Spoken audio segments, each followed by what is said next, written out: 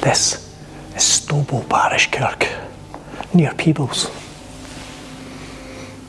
Reputedly one of the oldest Christian churches in all of Scotland, dating back to Norman times. But this site dates back much, much earlier, to the time of St Kettigern or St Mungo in the 6th century. And apparently St Mungo founded this site because it was a great pagan religious site before that.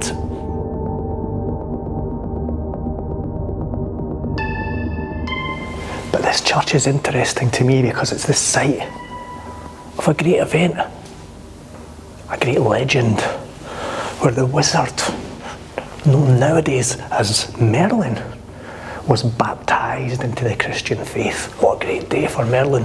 He was baptised into the Christian faith.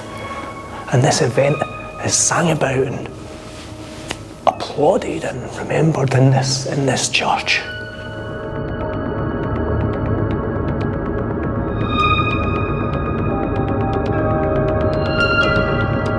Yeah, this stained glass window here depicts the actual event. You can see St Mungo and St Kettigern kneeling at Mungo's feet in appreciation of being brought into the Christian faith. What a wonderful day for Merlin.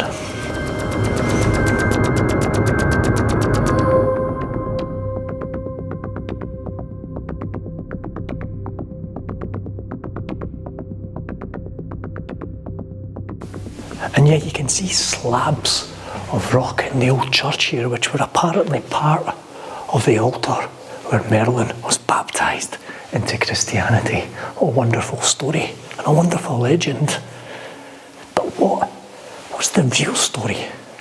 What's the real story behind this pagan bard, this druid leader, Merlin being baptised into Christianity?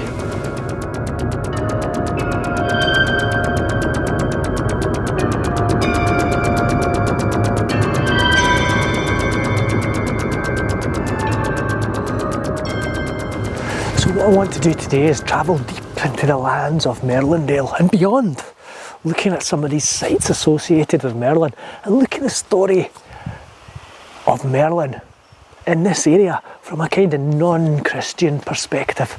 See if I can find out exactly really what was happening and who was this man Merlin.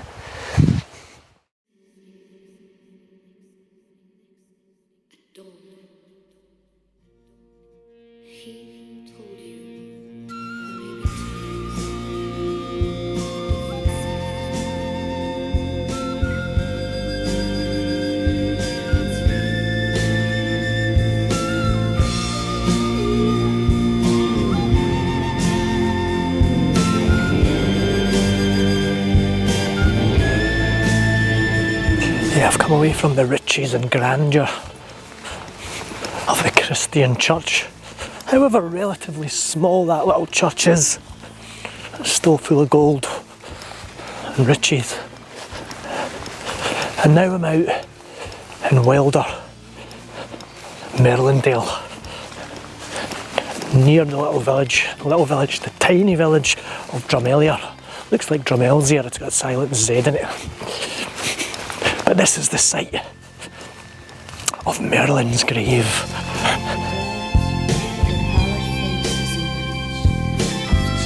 Yeah, I think it's quite interesting that Merlin's death here supposedly happened very shortly after his communion into the Christian church. So there are no recorded Christian sermons or anything like that by Merlin. As soon as he was converted, if you like, he died.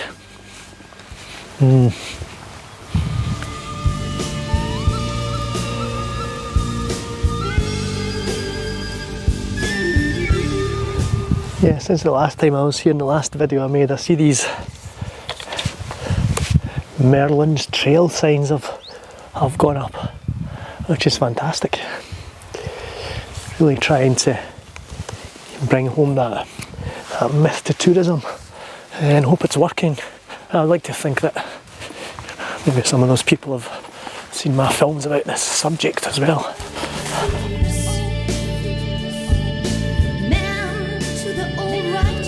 Yeah, so the site or the tourism market site of Merlin's grave is just over here somewhere. It's a little thorn bush at the confluence of the burn that runs through Drumalia and the River Tweed. But the course of that burn has been altered over the centuries for agricultural reasons, and it used to run from the village there directly into the Tweed down here somewhere. And down there is the site, I believe, of the real Merlin's grave, and it's the site of a really large single standing stone. And I'm going to head back down there. I have been there before and you will see that on other videos, but I'm going to go back down there today. And that's a point that I'm trying to get across on this video today, I think, is the whole area around here, around Stobo and Merlindale, is packed full of ancient history, pre-Christian history, a real site of pagan, if you like, or pre-Christian religion and ceremony, and castles and standing stones and forts, and the whole place was really heavily populated back in the day. One of the most heavily populated areas in the UK when you look at the archaeology around here. It's just stunning, this sheer number of hill forts and settlements that were in this area. So is that a reason why this legend of this great druid pagan bard erupted in this area? Typical Scottish weather today as usual. Sunny, roasting hot. Too hot to be out filming. Can't get a break from it. Just a wee bit of rain, you know, that's all we need.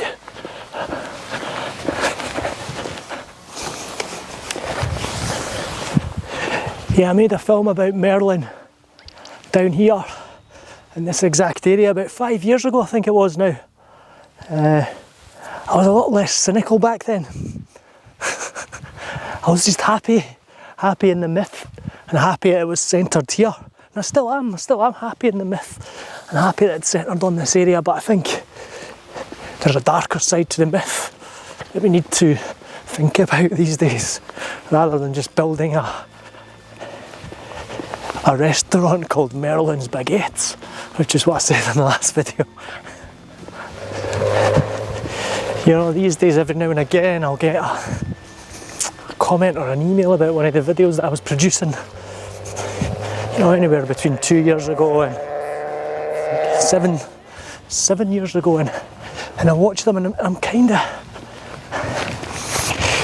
of stunned by the level of, you know, work and creativity and research that I put into these things. You know, the last couple of years I've just not had the time and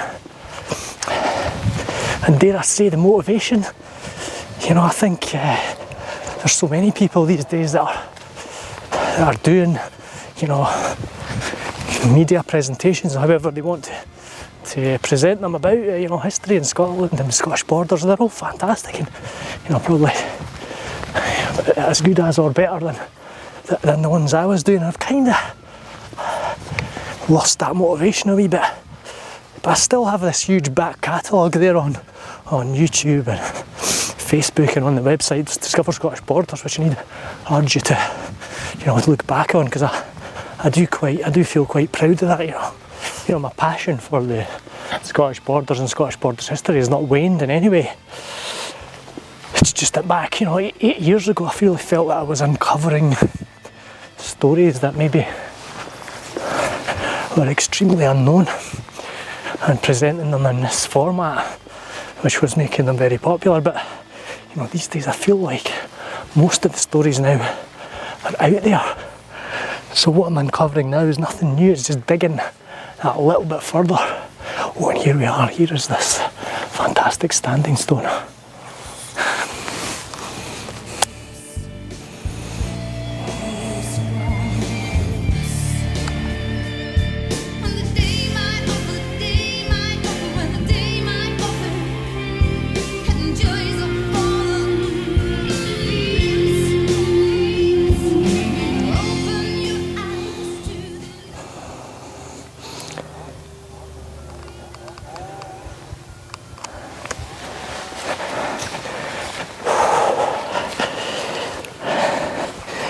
Yeah, there's some sort of new crop in here now surrounding the site, but they've left a huge area around the stone, and it's given it an almost even more powerful feel. It really does feel like you're entering some sort of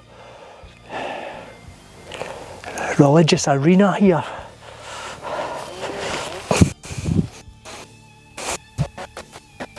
I can imagine groups of people, pagans probably hidden from the Christian world on the outside, coming here to praise and remember their bard, their leader Merlin.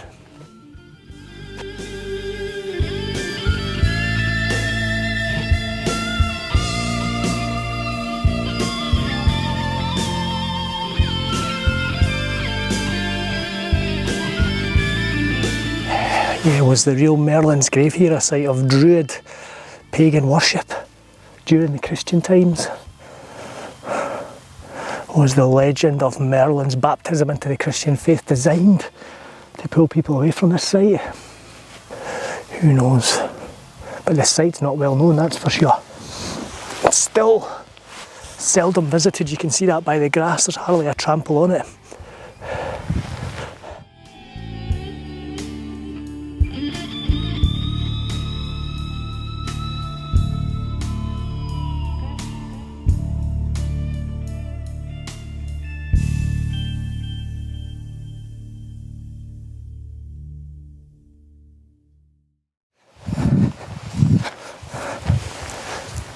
Yeah, so there it is, this great pagan site, this grave of the great man Merlin, middle of nowhere, down in Peeblesshire, or Merlindale to be more exact.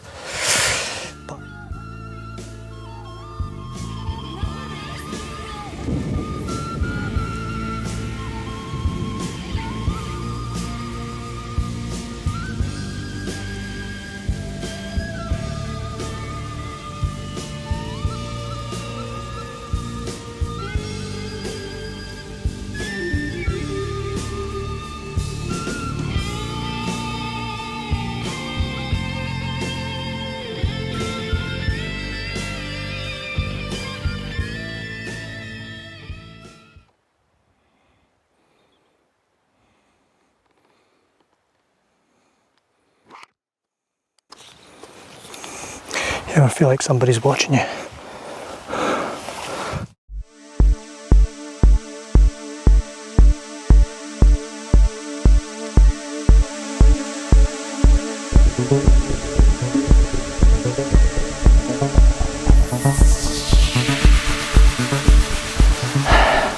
I'm sheltering from the baking midday sun under the shade of this old ash tree. It must be about, I don't know, 16 degrees Celsius out here today, absolutely roasting.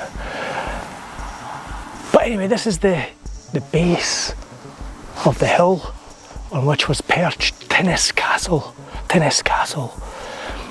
What brought Merlin, this pagan lord, this holy man of the natural world, what brought him to this land of population and churches and Christians and castles?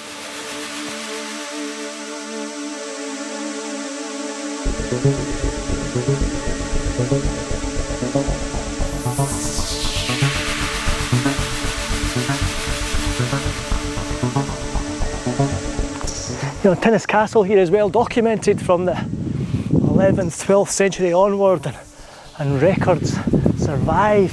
But you can bet your bottom dollar here that Tinnis Castle was a stronghold and a fortification and a site of some importance a lot earlier than that. Probably way back to the 2nd or 3rd millennia, when men would have occupied this amazing little site here on the Tweed Valley.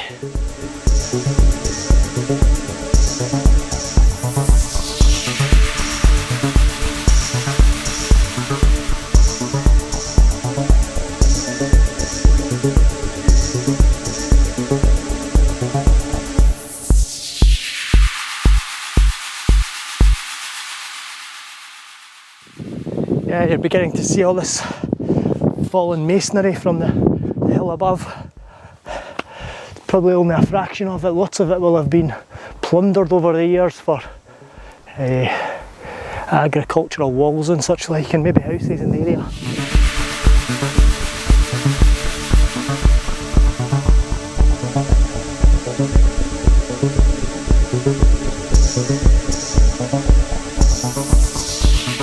Yeah, it's an amazing old site, this Tinnis Castle. It's a really ruined ruin, as they say. I don't know who says that, me maybe.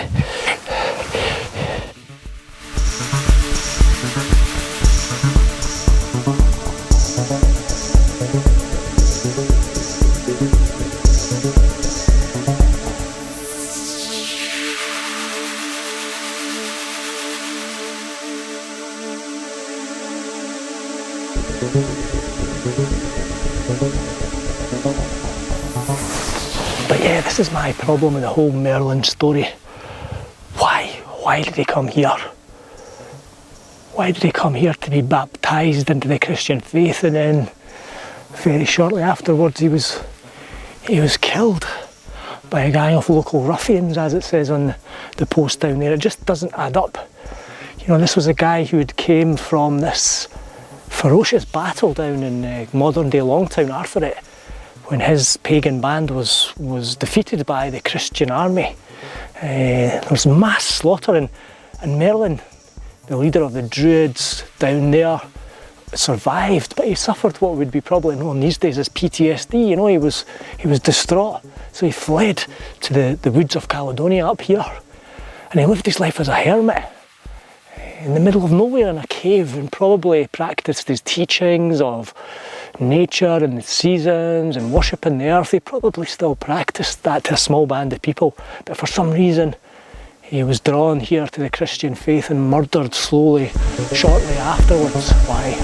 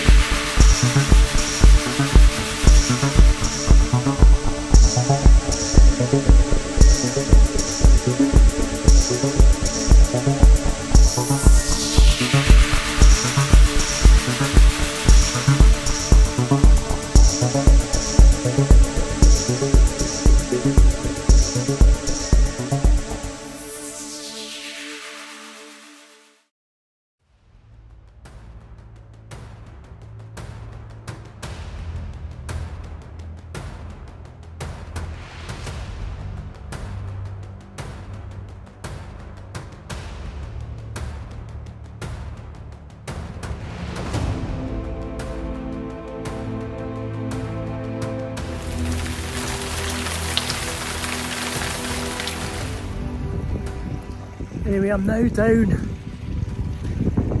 in the hills around Moffat in Dumfries and Galloway, because this is where Merlin came to live, and apparently lived here as a hermit for over 10 years. It's so remote, but where did he live? That's what I'm trying to find today, a cave somewhere, Merlin's cave. But it's a terrible day, it's raining, I've had to go onto my mobile phone instead of my big camera. The rivers and the paths are flooded, but let's see if we can find this Merlin's cave.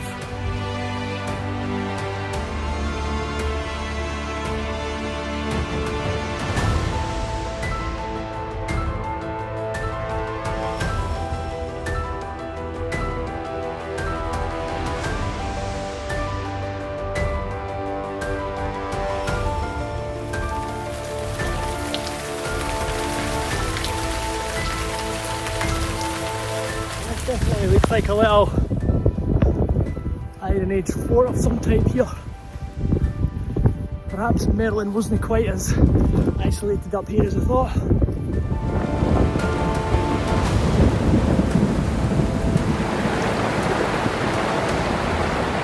It's beginning to get a bit tough. I'm soaked to the skin, the weather's getting worse. There's still no sign of this freaking cave. Merlin picked a good spot if it was solitude he wanted.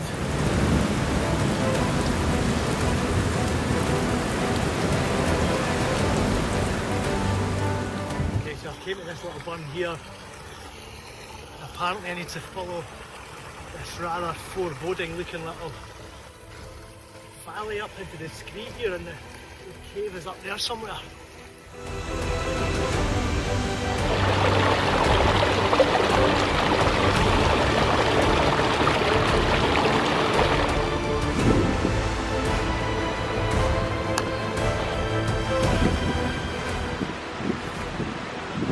This is it. Let's do some hike. Find this. But yeah, this wee cave is just so remote. This is what Merlin wanted. Merlin was a pagan. He was a nature lover. He didn't want any fame. He didn't want Christianity. My theory is he was lured to his death so the Christian community could take him for themselves and use him as a symbol to lure new recruits. Anyway, I need to get up this mountain because I'm going to get even wetter than I am just now.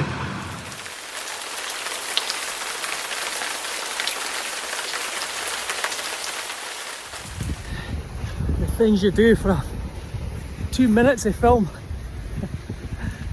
but it's worth it for the buzz. Nothing beats finding one of these sites. I'm just back to my car, absolutely drenched through. Freezing cold. I could hardly speak up there, it was so wet and wild, you know. But I think the remoteness and the isolated spot up there and the wildness just serves to, you know, solidify my theory in my mind that Merlin came here to the Forest of Caledonia for that isolation, for that solitude. He wanted to be alone, he wanted to be with his own thoughts and with nature. He didn't want to be in the Christian church. My belief is he was lured through false pretense to that meeting with Mungo, and his death was preconceived. A murder. He was one of the last Druid chieftains. He had to be either converted to Christianity or removed from the scene, and I feel that he was removed from the scene. But if you want to go and see Merlin's cave, it's a pretty wild walk, and make sure you know where you're going, and probably come on a nice day as well, because when it's raining it's not really much fun.